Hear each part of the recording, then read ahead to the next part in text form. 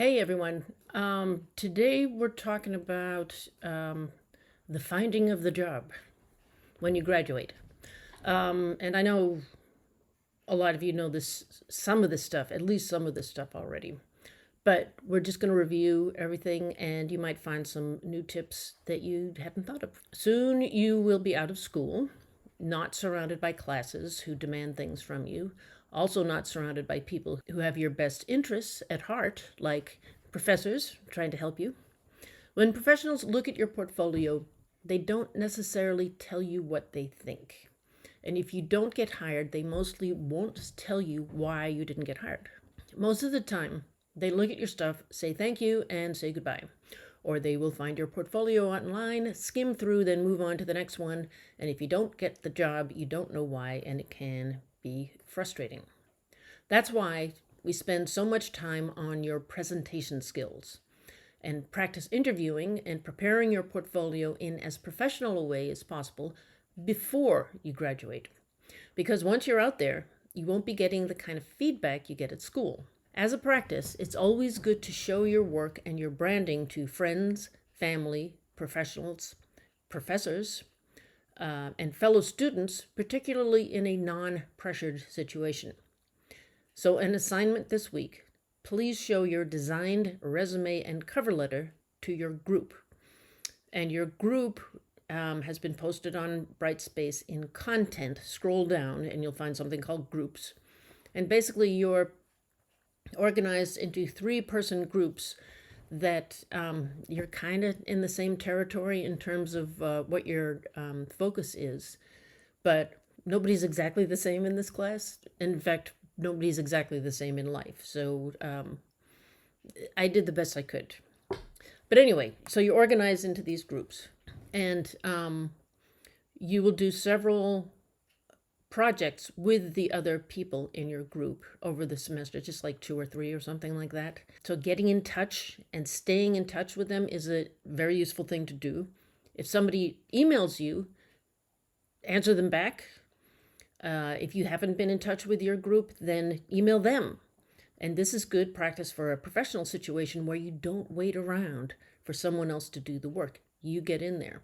So treat your professional group, your portfolio group, as coworkers. They need to know what you need to know, and vice versa.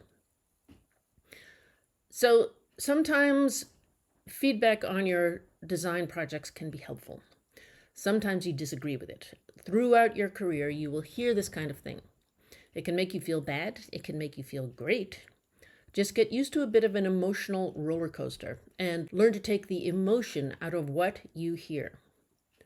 Just think to yourself, if I get a negative critique, are they making a good point? Does this make sense? Or is this pushing your buttons in some kind of weird way which has nothing to do with the project, but just your own insecurity? Critiquing a critique is an art in itself. Like I said, when you interview, they tend not to say why you didn't get the job. But you can always ask them, why didn't I get the job? It doesn't mean you're going to get an answer, but there's no harm in asking. This is a little scary, but you could discover some useful information. It also toughens your skin up a bit. So if you're going to ask somebody why they don't like what you do, that requires a bit of courage. And courage is what you need, but also taking in the information and making something useful out of it. They could be talking out of their ass. They could, have hired the boss's niece. There's all kinds of different reasons why you don't get hired. But sometimes it's very useful to say, you had a misspelling on your cover letter. That's why you didn't get the job. I've heard that from people. So yeah, find out what the problem is if you can. Now, to the actual job hunt. There are lots of job boards on the internet. A job board is simply a website where jobs are listed. And I suspect you know at least some of them, Indeed.com, that kind of thing. Some are more for people with years of experience under their belts. Others cater to people with all kinds of different experience. And some cater to design people, and that's the ones that I'm going to concentrate on here, or just ones that are very good at design jobs.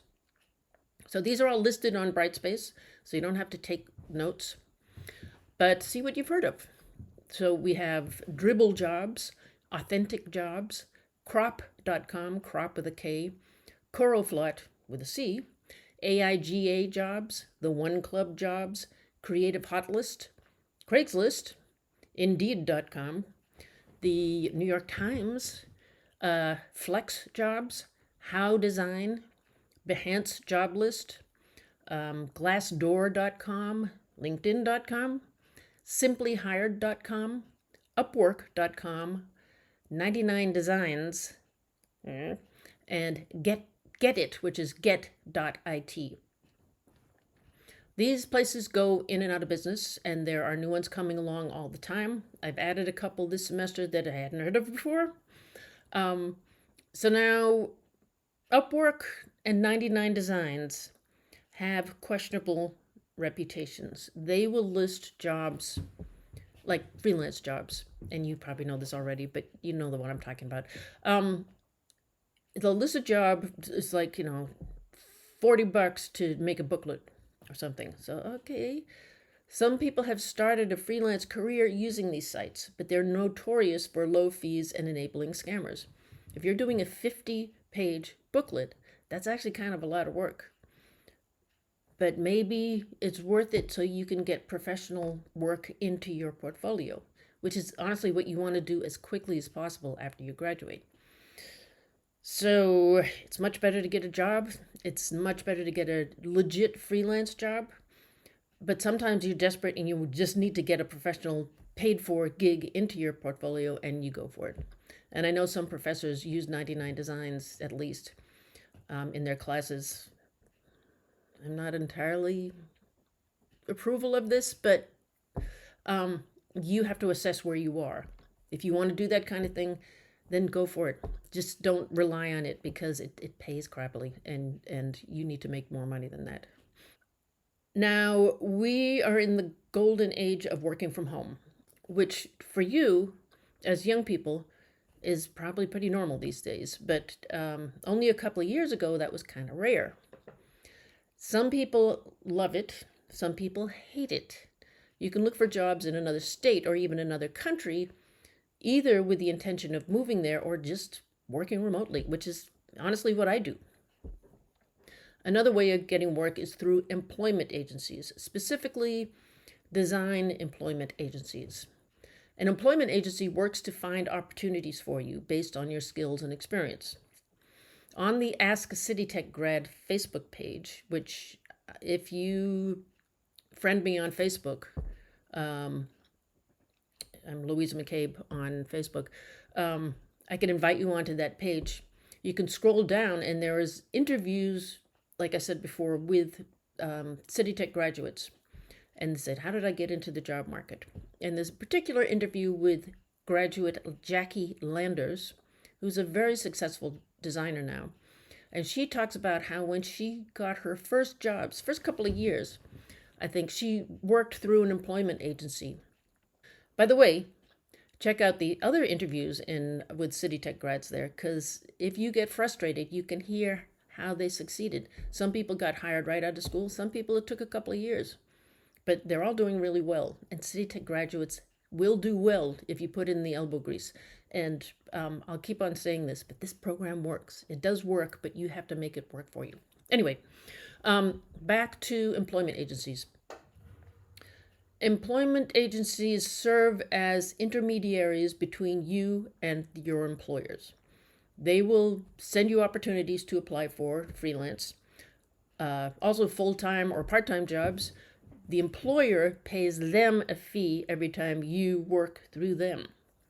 This is a great way to get into the market. Some highly useful experience is gained. When you get temporary work through an agency, you tend not to make as much money as you would as if you had gone straight for the job yourself, because the agency's fee can be quite a lot. So I remember finding out at one point, if I was making $100 an hour, the employment fee was also $100 an hour. So the employer was paying $200, and I only got $100 of it.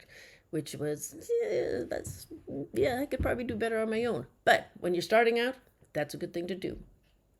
The other thing that employment agencies will do sometimes is when it's first thing in the morning, it's 6 o'clock in the morning, the phone rings and it's the employment agency. Can you get to Times Square by 9 o'clock? God. So you got to get up and get dressed, and you do like one day's work and you get paid for it. Again, starting out, this is not a bad thing to do. When you're in the business for 10 years and you value those early morning hours of sleep, that's a little challenging. But loads of ways of doing this stuff. Also, if you're working remotely, you just walk into the kitchen and you start working. That's fine. So some of these design employment agencies are Creative Circle, Aquent.com, RobertHalf.com, iCreatives.com, The Hired Guns, ArtisanTalent.com, ScionCreativeStaffing.com, DesignRush.com. And I just did another search and found 3 new ones. These agencies are constantly starting up, merging, going out of business, going back into business under a new name. By the time you graduate, there will be new ones. Just do a search, but I put these ones on Brightspace anyway just to get you started. And just for laughs, I've also included a UK, United Kingdom based design agency. So that's an international design agency. Check it out. You never know what might come up. So that's jobs.designweek.co.uk. It's also on the list. I just spoke the other day to a City Tech grad who's been out of school for 10 years. She's from St. Lucia. She now lives back in St. Lucia, and she works for people in New York. And she lives in this tropical island, beautiful place, but she works for New Yorkers. Kind of a nice life. She showed me her house. It was really nice. LinkedIn also posts jobs and sends you job opportunities as they come up. You just have to set up the alert. Make sure your LinkedIn profile is up to date, and say in the description that you're looking for work, what you're looking for, what kind of stuff you're interested in, and make sure all those SEO words are in your LinkedIn profile, not necessarily in the introduction thing, but somewhere in the job descriptions and the school descriptions, so those SEO words will take a recruiter to you. So, as you update your resume, update your LinkedIn profile.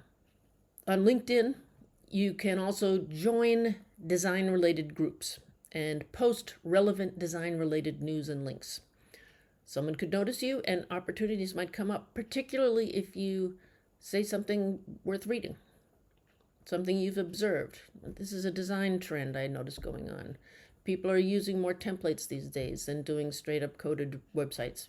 Just talk about that kind of stuff. And you will get noticed. I'll be talking more about social media as the semester progresses. Now, if you have a favorite ad agency or design studio or publishing house that you really, really want to work for, you can go to their company website and look on their careers page. And a careers page can actually be called lots of different things, like jobs page or employment page or human resources, HR page, or do you want to work for us page. They often list job opportunities and internships with the proper contact information right there on their own site. Basically, they don't have to bother to advertise or to list because they know ambitious designers will contact them directly. So be that ambitious designer. So you go to, McCann Erickson or something. Do you have any internships? Do you have any junior designer jobs? Check it out. Why not?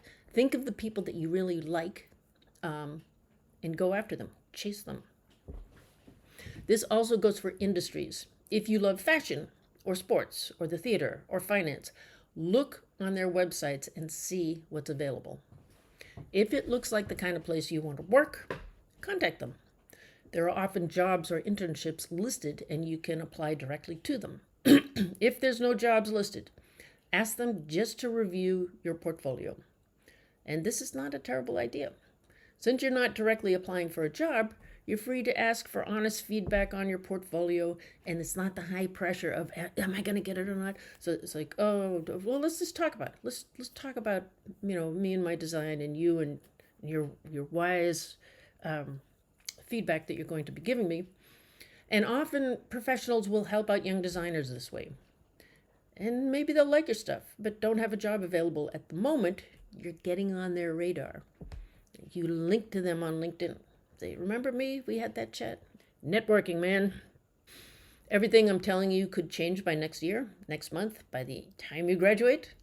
So do the research and spend time getting to know the online world of hunting for jobs, as well as getting to know who the companies are in your concentration. This is so much easier now with the internet. There's no excuse not to know what's going on in the New York design world and across the country and around the world. Think of cool design centers like Barcelona or Rio or South Korea. There's cool stuff going around the world. Kind of get a picture of that in your head so you can talk knowledgeably about how the world is progressing in a design way. As I told you before, the little trick with your resume is to put a space before your name on the document. So if all these PDFs are going into a folder, yours automatically goes to the top. By the way, last week we talked about networks. So when you're looking for a job, tell your network that you're looking for a job. You can say it in person, post it in some form of social media. Don't be shy. Tell the world what you're about, what you have to offer, and what you're looking for. Some of you already have a job. However, the design world is fast moving. New companies arise. Regime change happens. New possibilities open up on a dime. You may feel you're underpaid. Chances are this is yes. You may feel bored in the office. You may have an unfriendly workplace. And to be honest, you can always get fired, often for really dumb reasons. So as you get out into the world, I recommend that you always have your resume, social media, portfolio website, LinkedIn profile, all updated at all times. You never know when you might need it. Quickly, send me your resume. New bosses might just let you go because they want to hire their friend from college. You might meet someone who works at a great agency who will tell you about a new opening.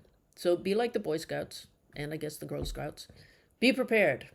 So as a reminder, you owe me a 2-sided business card if you've not done so already. Your resume doesn't need to be perfect in order for you to start your business card.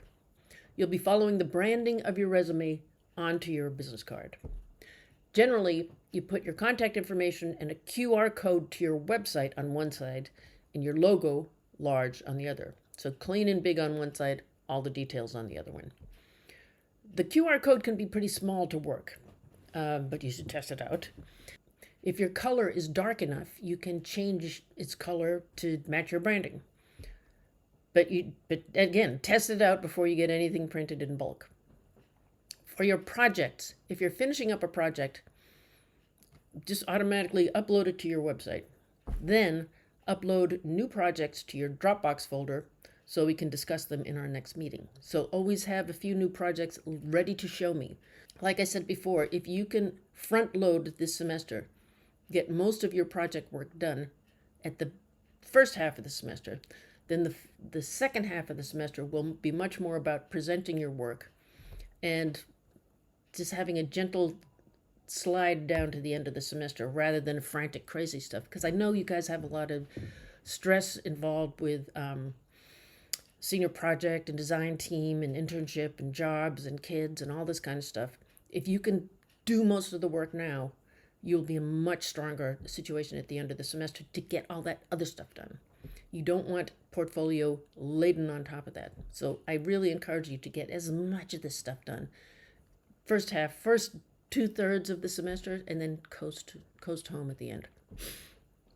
So once again, this week's assignment: contact your group and get feedback on your resume and cover letter. Your groups are posted on Brightspace content. Make sure you have included your resume keywords on both your resume and your LinkedIn profile. If you don't have a LinkedIn profile yet, get one now. create your business card, including your logo with your fonts and colors and a QR code that goes to your website. I will talk to you on Sunday and Monday.